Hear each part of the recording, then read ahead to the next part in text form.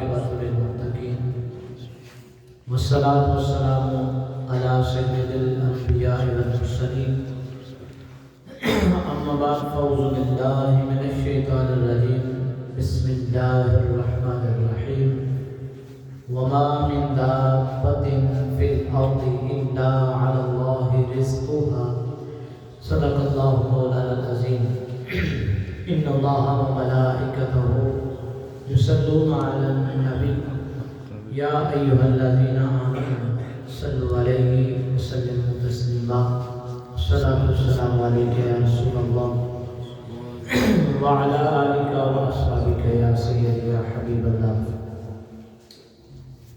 آج ہمارا عنوان رزق میں اضافے کے اسباب، یعنی اللہ رب العزت رزق میں کیسے اضافہ فرماتا ہے۔ اس میں کچھ چیزیں تو وہ ہیں جو ہم روزمرہ کی زندگی میں سنتے ہیں تو پھر پڑھتے ہیں، بہت سارے اوراد و وظائف بتائے جاتے ہیں کہ یہ پڑھیں تو رزق میں اضافہ ہوگا، یہ پڑھیں رزق میں اضافہ ہوگا۔ یقیناً کلام الہی میں برکت ہے، اس میں رزق میں اضافہ ہوتا ہے، لیکن چند باتیں عملی زندگی کے ساتھ ہیں۔ جب تک ہم وہ کام نہیں کریں گے تب تک رزق میں اضافہ ممکن نہیں ہے۔ اس میں سب سے پہلے انسان کا رزق کے حوالے سے کنسیپٹ کلیئر ہونا ضروری ہے۔ رزق کہتے کسے ہیں؟ ہر وہ چیز جو اللہ رب العزت نے انسان کو عطا کی وہ رزق ہے۔ مال عطا کیا وہ رزق ہے، اولاد عطا کی وہ اللہ کی طرف سے رزق ہے، علم عطا کیا کسی کو یہ اللہ کی طرف سے رزق ہے، کسی کو اچھی صحت اللہ رب العزت نے عطا کی تو یہ رزق ہے۔ ہمارے ذہنوں میں رزق کا کنسیپٹ یہی ہے کہ صرف اور صرف مال اور دولت۔ اگر آپ کو اللہ رب العزت نے اچھی صحت دے رکھی ہے تو یہ بھی اللہ کی طرف سے آپ کو رزق مل رہا ہے۔ آپ کو اللہ رب العزت نے اولاد کی نعمت عطا کر رکھی ہے تو یہ بھی اللہ کی طرف سے رزق ہے۔ کوئی فن اللہ رب العزت نے آپ کو دے رکھا ہے، کوئی خداداد صلاحیت آپ کے اندر رکھی ہے تو یہ بھی اللہ کی طرف سے رزق ہے۔ دوسرا کنسیپٹ جو انسان کا رزق کے حوالے سے کلیئر ہونا چاہیے وہ یہ ہے کہ رزق اللہ رب العزت نے اس کی ذمہ داری خود لی ہے۔ جو آیت مبارکہ میں نے آپ کے سامنے تلاوت کرنے کا شرف حاصل کیا، 12واں سپارہ، اس کا آغاز اس سے ہوتا ہے وَمَا مِن دَابَّةٍ فِي الْأَرْضِ إِلَّا عَلَى اللَّهِ رِزْقُهَا۔ زمین پر جتنے بھی جاندار بستے ہیں ان کے رزق کی ذمہ داری اللہ نے اپنے پاس رکھی ہے۔ اور یہ کنسیپٹ کلیئر کرنا بھی ضروری ہے کہ اللہ رب العزت نے سب کا رزق ایک جیسا نہیں رکھا کہ انسان مقابلہ کرے، انسان حریص ہو کہ اس کو مل گیا مجھے نہیں ملا۔ اللہ رب العزت نے ہر انسان کے حصے کا الگ الگ رزق رکھا ہے۔ تو رزق میں اضافے کے جو طریقے ہیں احادیث مبارکہ میں، قرآن مجید فرقان حمید کی روشنی میں ان کو اپنے ذہنوں میں بٹھائیں اور دیکھیں، اگر آپ اپنی زندگی میں وہ کام کر رہے ہیں تو اللہ رب العزت آپ کے رزق میں اضافہ فرمائے گا، اور اگر نہیں کر رہے تو شروع کر دیں آج سے۔ سب سے پہلے اللہ رب العزت سے رزق میں اضافے کی دعا مانگا کریں۔ جب آپ اللہ کی بارگاہ میں ہاتھ اٹھاتے ہیں تو اللہ رب العزت رزق میں اضافہ فرماتا ہے، اور اگر رزق تھوڑا بھی ہے تو اللہ رب العزت اس کے اندر برکت عطا فرما دیتا ہے، وہ تھوڑا رزق بھی انسان کو پورا ہو جاتا ہے۔ اللہ رب العزت کا فضل ہر وقت مانگتے رہنا چاہیے، اور دوسرا طریقہ، نبی کریم علیہ السلام نے ارشاد فرمایا کہ کثرت کے ساتھ استغفار کرو، توبہ کرو کثرت کے ساتھ، اس سے انسان کے رزق میں اضافہ ہوتا ہے۔ حضرت علی المرتضیٰ رضی اللہ تعالیٰ عنہ، آپ کے پاس 4 مختلف لوگ آئے، کسی نے کہا کہ میں بیمار ہوں، مجھے کوئی وظیفہ بتائیں، تو انہوں نے ارشاد فرمایا کہ استغفار کرو، توبہ کرو۔ کسی نے کہا میں رزق کی تنگی کا شکار ہوں، تو آپ نے اسے کہا کہ استغفار کرو۔ کسی نے گھریلو مشکلات اور پریشانیوں کا اگر ذکر کیا تو آپ نے ارشاد فرمایا کہ استغفار کرو۔ تو جب انسان استغفار کرتا ہے، اللہ کی بارگاہ میں حاضر خدمت ہو کر توبہ کرتا ہے، تو اللہ رب العزت اپنا فضل اور اپنی رحمت فرماتا ہے، اور اس سے بھی رزق میں اضافہ ہوتا ہے۔ 13ویں سپارے کے اندر رزق میں اضافے کا ایک بڑا خوبصورت طریقہ اللہ رب العزت نے لکھا، جو ہمارے ہاں بہت کمی ہے جس کی۔ اللہ رب العزت نے ارشاد فرمایا لَإِن شَكَرْتُمْ لَأَزِيدَنَّكُمْ، اگر میرا شکر کرو گے تو میں تمہیں اور بہت زیادہ عطا کروں گا، وَلَئِن كَفَرْتُمْ، لیکن اگر میری ناشکری کرو گے، ان عذابی لشدید، تو پھر میرا عذاب بڑا سخت ہے۔ تو رزق میں اضافے کا ایک بہت بڑا طریقہ اور ذریعہ یہ ہے کہ آپ کو جو بھی ملے ہر وقت اس پر اللہ کا شکر ادا کرتے رہنا چاہیے، شاکر ہونا چاہیے۔ اگر آپ کی زندگی کی عادت زمانے کو دیکھ دیکھ کر یہ بن گئی ہے کہ ہر وقت زبان پر گیلے کرتے رہنا، شکوے کرتے رہنا، حالات بڑے تنگ ہیں، گزر بسر نہیں ہو رہی، میں معاشی معاملات میں پھنس گیا ہوں، تو ہر وقت جب انسان گلے شکوے کرتا رہتا ہے، جو کچھ اللہ نے دیا ہے اس پر شاکر نہیں رہتا، تو پھر رزق میں اضافے نہیں ہوتے۔ قرآن کا فیصلہ ہے لَإِن شَكَرْتُمْ لَأَزِيدَنَّكُمْ، اگر تم اللہ کا کثرت کے ساتھ شکر کرتے رہو گے، اللہ رب العزت رزق میں اور اضافے کرتا رہے گا۔ ہر وقت آپ تھوڑا سا پیچھے چلے جائیں، جو بڑی عمر کے لوگ بیٹھے ہوئے ہیں وہ اس بات کو بخوبی جانتے ہیں، کچھ عرصہ پہلے تک مالی طور پر لوگ خوشحال نہیں تھے، روپے پیسے کی بہتات نہیں تھی، روپے پیسے کی کمی کے باوجود پرانی عمر کے آدمی آپ کو اگر بزرگ مل جائیں تو بہت سارے لوگ ایسے ہوں گے جن کی عادت بنی ہوئی ہے، جب بھی آپ ان سے پوچھیں گے ان کے جیب میں پھوٹی کوڑی بھی نہ ہو تو وہ کہیں گے اللہ کا شکر ہے۔ تو جب انسان اللہ کا شکر ادا کرتا ہے تو اللہ رب العزت اس کے رزق میں اضافہ فرماتا ہے۔ پھر اللہ رب العزت نے ارشاد فرمایا کہ یوں دعا مانگا کرو ربنا آتنا فی الدنیا حسنہ وفی الآخرۃ حسنہ وقنا عذاب النار۔ یہ حدیث مبارکہ ہے، ایک شخص حضور کی بارگاہ میں حاضر ہوا، بڑا دبلا پتلا، بڑے حالات خراب۔ حضور نے ارشاد فرمایا تو دعا ہوا نہیں مانگتا؟ کہنے لگا حضور مانگتا ہوں۔ کہ کیا مانگتا ہے؟ عرض کرنے لگا حضور میں کہتا ہوں کہ یا اللہ تم نے جو آخرت میں مجھے عذاب دینا ہے وہ مجھے دنیا میں دے دے۔ تو حضور نے اسے یہ دعا سکھائی کہ تو یہ کیوں نہیں کہتا ربنا آتنا فی الدنیا حسنہ وفی الآخرۃ حسنہ وقنا عذاب النار، اے مالک تو مجھے دنیا بھی بہترین عطا فرما، آخرت بھی بہترین عطا فرما۔ تو دنیا کی بہترین چیزیں مانگنا یہ بھی میرے کریم آقا صلی اللہ علیہ وسلم آپ کی سنت مبارکہ ہے۔ یہ دعا نہ مانگے، وہ تو کریم اور سخی ہے، اس کے دروازے پر تو کسی شے کی کمی نہیں، اس لیے جب وہ مانگیں تو اچھے طریقے سے مانگیں۔ پھر نبی کریم علیہ السلام نے ارشاد فرمایا کہ حقدار کا حق اسے ادا کرو۔ جب انسان حقدار کا حق ادا کرتا ہے تو اللہ رب العزت انسان پر رزق کے دروازے کھول دیتا ہے۔ بہت سارے لوگ رزق کی تنگی کا شکار ہوتے ہیں، انہیں سوچنا چاہیے میں نے کسی سے ادھار لیا ہوا ہو، کہیں وہ تو میں نے دبا کے نہیں رکھا ہوا، اسے واپس کرنا ہے۔ کسی دکاندار کا بقایا تو نہیں میں نے دینا، کسی دوست کی فلاں چیز میں نے لی تھی فلاں وقت میں وہ تو واپس نہیں کرنی۔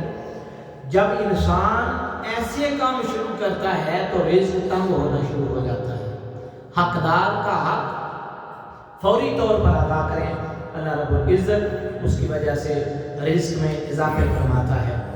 پھر حضور علیہ السلام نے ارشاد فرمایا کہ جس شخص کو یہ پسند ہو کہ اللہ رب العزت اس کے رزق میں اضافہ کرے، وہ اپنے رشتہ داروں کے ساتھ صلہ رحمی کرے۔ اب یہ بہت بڑا نسخہ ہے اور اس کی بہت زیادہ کمی ہے۔ دوستی یاری میں ہم دیکھتے ہیں کہ جینے مرنے کے بھی وعدے ہوتے ہیں، رشتہ داری نبھانا مشکل کام ہے۔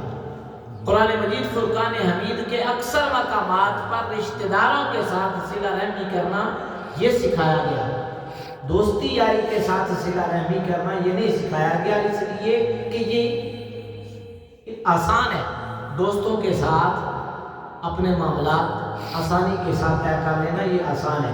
بار بار جو قرآن مجید فرقان حمید میں یاد دلایا گیا وہ رشتہ داروں کے ساتھ صلہ رحمی ہے۔ حضور نے ارشاد فرمایا صل من قطعک، جو تجھ سے توڑنے کی کوشش کرتا رہتا ہے تو اس سے جوڑنے کی کوشش کرتا ہے، تو جوڑنے کی کوشش کرے گا اللہ رب العزت تیرے رزق میں اضافہ فرمائے۔ تو ہم جہاں بہت سارے وظائف پڑھتے ہیں وہاں ہمیں یہ بھی دیکھنا چاہیے اپنے ماں باپ، اپنے بہن بھائی، اپنے عزیز و اقارب، اپنے ساتھ جتنے بھی جڑے ہوئے رشتے ہیں ان میں کوئی ہم میں سے ناراض تو نہیں۔ اگر ناراض ہے تو اسے صرف اس لیے کہ اللہ راضی ہو جائے گا، آپ راضی کریں گے تو اللہ رب العزت آپ پر رزق کے دروازوں کو کھولے گا۔ پھر اللہ رب العزت نے قرآن مجید فرقان حمید میں ارشاد فرمایا کہ اللہ رب العزت انسان پر رزق کشادہ فرماتا ہے جب وہ انسان تقدیر پر راضی رہتا ہے، جب انسان اپنے ذہن میں یہ بات بٹھاتا ہے کہ میرے نصیب میں رب نے جو لکھا ہے وہ مجھے مل کے رہے گا، اللہ کی رضا پر راضی رہنے سے بھی اللہ رب العزت رزق میں اضافے فرماتا ہے۔ اسی طرح حضور علیہ السلام نے ارشاد فرمایا کہ اگر رزق کی تنگی کا شکار ہو تو نکاح کرو، نکاح کرنے سے اللہ رب العزت رزق کے دروازوں کو کھولتا ہے۔ پھر بیوی اور بچوں پر نان نفقے میں اضافہ کرنے سے اللہ رب العزت رزق میں اضافے فرماتا ہے۔ دیکھیں کیسی خوبصورت، آپ اپنے گھر میں خرچ کر رہے ہیں، اپنی بیوی پر خرچ کر رہے ہیں، اپنے بچے پر خرچ کر رہے ہیں، ان کو تنگ دست نہیں چھوڑا ہوا کہ جیب میں رقم ہے بھی اور وہ بل بلا رہے ہیں۔ اگر تو خرچ کرے گا اللہ رب العزت تیرے اوپر رزق کی اور برسات فرمائے گا۔ اپنے بیوی بچوں پر خرچ کرنے سے بھی اللہ رب العزت رزق میں اضافے فرماتا ہے، اس میں کشادگی کریں۔ پھر نبی کریم علیہ السلام کی ایک حدیث مبارکہ ہے، جو شخص صبح سویرے کام شروع کرتا ہے اس کے رزق میں اللہ رب العزت اضافے فرماتا ہے۔ ہماری عادت یہ بن گئی ہے ہم اٹھتے ہی فجر کے بعد رزق ڈھونڈنے کے لیے ہم فجر کے بعد شروع کرتے ہیں رزق ڈھونڈنا۔ پہلے صبح اٹھ کے رازق کی بارگاہ میں حاضر ہوں، جب آپ رازق کی بارگاہ میں حاضر ہو جائیں گے تو پھر رزق آسان ہو جائے گا۔ اگر ہم رزق کے پیچھے بھاگتے رہیں گے اور رازق کو بھولے رہیں گے تو وہ ہمیں رزق کی تلاش میں تھکا دے گا۔ اس لیے کوشش کریں صبح سویرے اٹھ کے اللہ کی بارگاہ میں حاضر خدمت ہو۔ بلکہ قرآن مجید فرقان حمید میں یہ بھی ہے کہ جو شخص نماز کی پابندی کرتا ہے اللہ رب العزت اس پر بھی رزق کے دروازوں کو کھولتا ہے۔ نماز بھی انسان کی زندگی میں رزق میں اضافے کا سبب بنتی ہے۔ اللہ کی راہ میں خرچ کرنے سے بھی رزق بڑھتا ہے۔ حضور علیہ السلام کی بڑی خوبصورت حدیث مبارکہ ہے۔ حضور نے ارشاد فرمایا اگر تو رزق کی تنگی کا شکار ہے تو رب سے تجارت کر، رب سے تجارت کر، وہ انویسٹ تجھے کبھی بھی غریب نہیں ہونے دے گی۔ شیطان دل میں وسوسے ڈالتا ہے، جیب میں پیسہ ہوتا ہے ہم خرچ نہیں کرتے، وہ وسوسے ڈالتا ہے کم ہو جائیں گے پیسے، غریب ہو جائیں گے ہم، کسی کی مدد کی، خود کیا کریں گے؟ اپنے بیوی بچے بھوکے رہ جائیں گے؟ نہیں۔ اگر اس نیت سے تو اللہ کی راہ میں خرچ کرے گا کہ وہ رب راضی ہو جائے گا، تو اللہ رب العزت اس خرچ کو کبھی بھی رکھتا نہیں، 70 گنا اضافے کے ساتھ وہ واپس دیتا ہے۔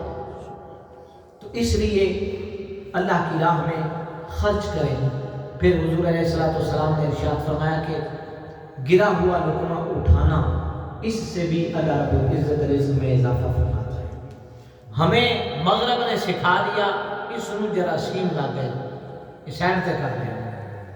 نبی کریم علیہ السلام کی حدیث مبارکہ ہے، جب میری سنت ختم ہو رہی ہو اس وقت اگر کوئی میری سنت کو زندہ کرے گا اسے 100 شہیدوں کا ثواب ملے گا۔ آج کے زمانے میں کھانے کی کوئی چیز زمین پر گر جائے، اس کو بندہ جاڑ کر دوبارہ کھا لے تو سمجھ لے کہ 100 شہیدوں کا ثواب مل گیا۔ اور رزق میں اضافہ، یعنی اس کا مطلب یہ ہے کہ رزق کی قدر کریں۔ گھر کے اندر دیکھیں کوئی روٹی کا ٹکڑا نیچے پڑا ہوا ہے یا کھانے کی کوئی چیز ہے وہ خراب ہونے کی طرف جا رہی ہے تو اسے سنبھال لیں، استعمال کریں، اس سے اللہ رب العزت رزق میں اضافہ فرماتا ہے۔ پھر قرآن مجید فرقان حمید میں بڑا خوبصورت ایک نسخہ دیا، تقوی اختیار کریں، اس سے رزق بڑھتا ہے۔ گناہوں سے بچائیں اپنے آپ کو۔ جب انسان اپنے آپ کو گناہوں سے بچانے کی کوشش کرتا رہتا ہے تو اللہ رب العزت اس پر رزق کی برسات فرماتا ہے۔ اور آخری بات، نبی کریم علیہ السلام نے ارشاد فرمایا، تجارت کے اندر سچائی سے کام لو، اس سے رزق میں برکت ہو۔ مال بیچتے ہوئے سچ بولو۔ ہمارے ہاں رواج یہ بن گیا ہے، بلکہ ہماری نوجوان نسل بالخصوص اس میں فخر محسوس کرتی ہے۔ کسی چیز کے اندر کوئی عیب ہے، مثال کے طور پر موبائل ہے، اس کے اندر کوئی عیب ہے، عیب کو چھپا کر اس کی کو 8-10 خوبیاں بیان کر کے بیچ دیتے ہیں اور بعد میں خوش ہوتے ہیں کہ ہم نے داغ لگا دیا۔ آپ نے اس کو داغ ہی لگا لیا، آپ نے اپنے آپ کو داغ لگا لیا۔ یہ پیسہ کسی اور ذریعے سے تجھ سے نکل جائے گا، کوئی بیماری آ جائے گی، کوئی اور ایسا معاملہ آ جائے گا، گھر کی کوئی چیز خراب ہو جائے گی، کوئی سواری رکھی ہوئی ہے وہ خراب ہو گئی، کسی نہ کسی ذریعے سے وہ نکل جائے گا۔ تو اپنے آپ کو دھوکہ دے رہا، اس کو دھوکہ نہیں دے رہا۔ اس لیے ہمارے ادھر میرے بڑے دوست تھے تو انہوں نے گاڑی رکھی ہوئی تھی، وہ جب صبح سٹارٹ کرتے تھے تو آدھا محلہ دیکھتا تھا وہ سٹارٹ ہو گئی ہے۔ تو ایک دن میں نے دیکھا کہ ان کے نا گاہک کھڑے تھے، تو میں نے ان سے پوچھا کہ لگتا ہے گاڑی فروخت کر رہے ہیں؟ کہنے لگے جی ہاں فروخت کر رہا ہوں۔ تو میں نے کہا کہ سودا بن گیا، تو مجھے کہنے لگے کہ اس کے اندر جو 98 خامیاں تھیں وہ میں نے ان کو بتا دی ہیں، اور جو 2 خوبیاں تھیں وہ بھی میں نے بتا دی ہیں، باقی اب وہ خود فیصلہ کریں گے۔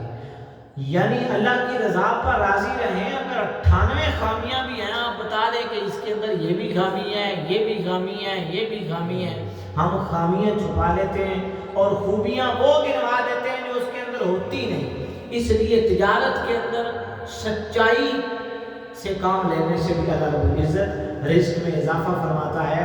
ہاں ایک اور بات سن لیں، اللہ رب العزت نے ارشاد فرمایا من اعرض عن ذکری فإن له معیشۃ ضنکا۔ یہ بڑی ضروری بات ہے۔ اللہ رب العزت نے قرآن مجید فرقان حمید میں ارشاد فرمایا جو میری یاد سے منہ پھیرتا ہے، اعراض کر جاتا ہے، نماز اس کی یاد ہے، زکوٰۃ اس کی یاد ہے، حج اس کی یاد ہے، اعمال صالحہ سب کچھ اس کی یاد ہے۔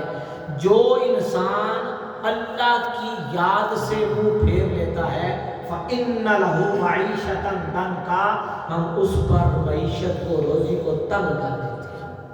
اگر آپ رزق میں تنگی کا شکار ہیں تو یہ باتیں سیکھیں، بالخصوص اللہ کو یاد کریں، رشتہ داروں کے ساتھ حسن سلوک کریں، اگر کسی کا مال دبایا ہوا ہے اسے واپس کریں، اللہ رب العزت رزق میں اضافے فرمائے گا۔ کہ محمد سے وفاتوں نے تو ہم تیرے ہیں، یہ جہاں چیز ہے کہ لوح و قلم تیرے ہیں۔ وآخر دعوانا ان الحمد للہ رب العالمین۔ اللہم صلی وسلم علی سیدنا و مولانا محمد وبارک وسلم۔ اللهم ربنا آتنا في الدنيا حسنة وفي الآخرة حسنة وقنا عذاب النار يا رب ارحمهما كما ربياني صغيرا وصلى الله تعالى على